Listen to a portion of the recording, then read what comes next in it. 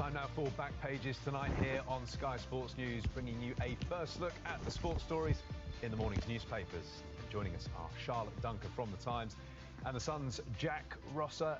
Hello, welcome to you both. Chat to you shortly. First of all, let's run through those back pages. Starting with The Guardian, they've got an exclusive with Chris Wokes, and they're also concentrating on the future of Alexander ISAK as Eddie Howe orders him to stay away. Moving on to The Sun, Gorilla Blow is their main headline. We'll talk to Jack about his story on the back page. On to The Telegraph. Alexander ISAK ordered to train alone. We'll speak about his future. To The Times, Sesko is their main headline, saying that he's going to choose United over Newcastle. Next to the Eye, very similar story there. Sesko picks Red Devils, but fee still not agreed. Has this deal got still some room to run? And to the Star, loaner, two players they're talking about there. Jack Grealish, could he be heading on loan to Everton? We'll talk about the England. Let's start with your paper, Jack, The Sun, and your story about Alexander ISAK ordered to train away from the club, excluded from the players' barbecue as well. Is this all getting a little bit personal? You do feel sorry for Newcastle, almost as if their summer couldn't get any more farcical. They're now banning players from what's supposed to be a together team building, nice feeling thing back at the training ground. Their first day back after their tour of Asia, which obviously he wasn't on. It feels like this is only going one way now. It's felt like that for a long time, but things like this just really point it in the direction that he will be moving to Liverpool at some point, regardless of the stance that they didn't want to sell, regardless of where the fee ends up. It all feels like it's going one way, and you can understand why Eddie Howe's done it, I suppose, if he wants to get the squad together and everyone feeling happy and moving in the right direction ahead of the start of the Premier League season. Then ISAK being there after everything that's happened is a bit of a distraction, but it is just another story to, for rival fans to poke fun at Newcastle. It has been, objectively, for anyone that's not a Newcastle fan, quite an entertaining summer from the outside, looking in, going for all of these targets and not quite getting there, and having this to and fro on Alexander ISAK. So I think, especially for Eddie Howe, managers always like to have things settled before pre-season, ideally, if not before the start of the season. Obviously, the window rumbles on into the start of the Premier League season until the 1st of September.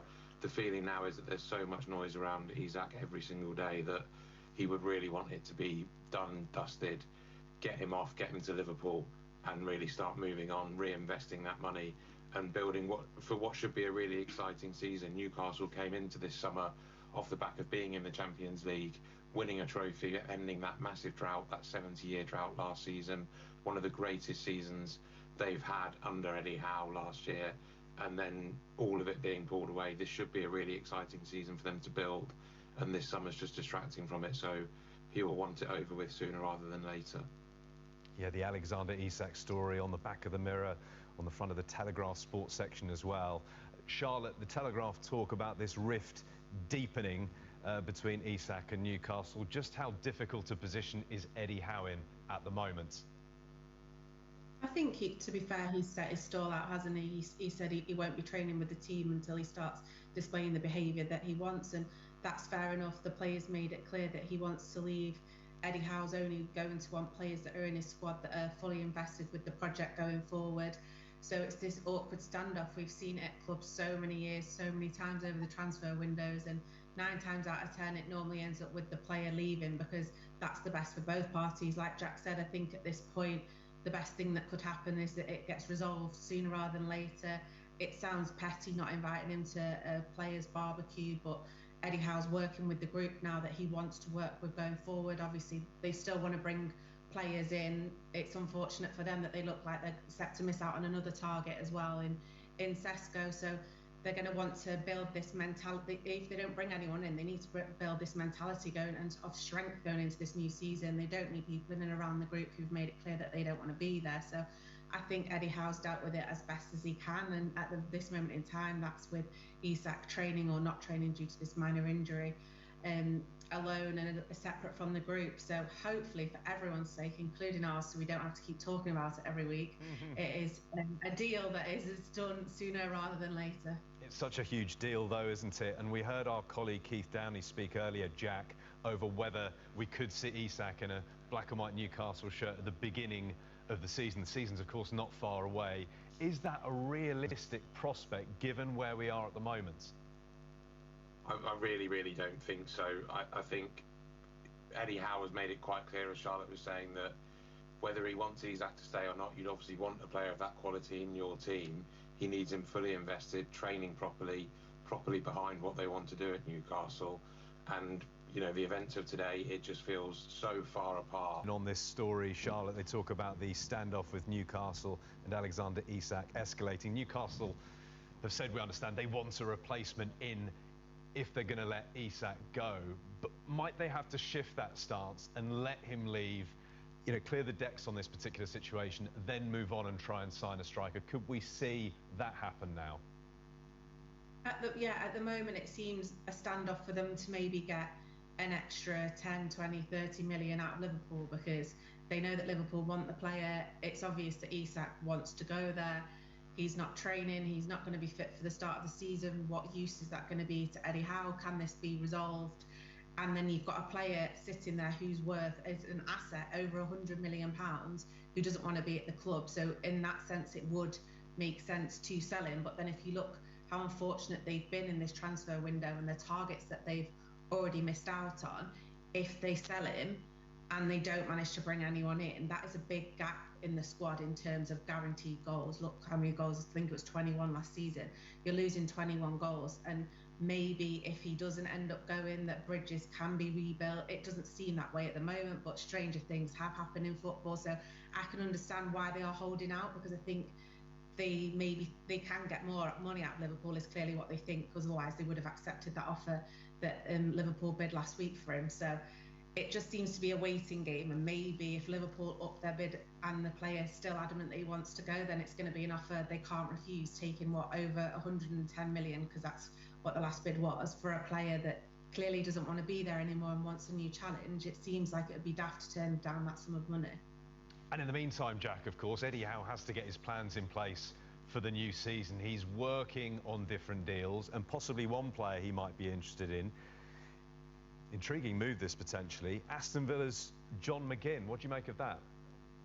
Newcastle would want to be going for. I know they've had some concerns over Ollie Watkins regarding that, him being, you know, 30 and towards the end of his career. But John McGinn, clearly an experienced player at Premier League level, robust, someone that's performed consistently in the Premier League and has had that taste of Europe in the Champions League last season.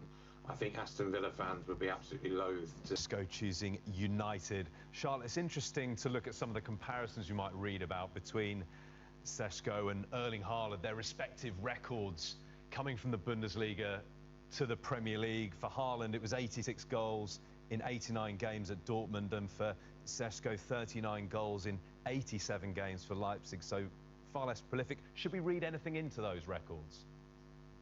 I mean, I think if you tried to compare any striker, mainly in history, to Erling Haaland's record, they're going to struggle to come up against the phenomenal numbers that he gets. So I think comparing anyone against Haaland's probably an unfair benchmark. In that story that my colleagues have written today, though, there is a graph, and it does show that he even falls behind. I think it's shots per goal and goals per game. He falls behind the likes of Watkins, Chris Wood. This is if we're looking at Premier League strikers. Salah, Haaland, Wissa. So all ISAK, like we mentioned before. So players who we know are proven Premier League goal scorers. If you compare his stats, he is falling slightly behind them as well, which to me would be more of a concern than directly comparing him to Haaland, who's a goal machine like we've not seen for a very long time. So yeah, I think that's an unfair benchmark to set him against, but he isn't coming in as a prolific, like you say, 50, 60, 70 goal player who you think is going to hit the ground running. It's going to take a lot of work, and like Jack said, there is so much pressure on these players at Manchester United to do that. Cunha and Mbeumo looked quite sharp on Manchester United's pre-season tour, but the team did still look lacking in that number 9 position. So whoever comes in to play up front, there is pressure on them, but also I think there's still pressure as well to maybe bring in a number 6, because Manchester United are really lacking in that area of the pitch as well. So I don't necessarily think that this will be the missing piece of the jigsaw for Ruben Amorim if he was to bring in a number 9, whether that is Sesko, which obviously they hope it's going to be. So it's going to be interesting to see what United decide to do in the last few weeks of the window. An interesting time in the window. Charlotte, Jack, thanks very much for now. We will talk about Jack Grealish's future next. When we return, we will look at more of the sports stories in the morning's papers, including this in the Telegraph that calls new Arsenal striker Victor Gyökeres a goal pig. We'll explore what that means next.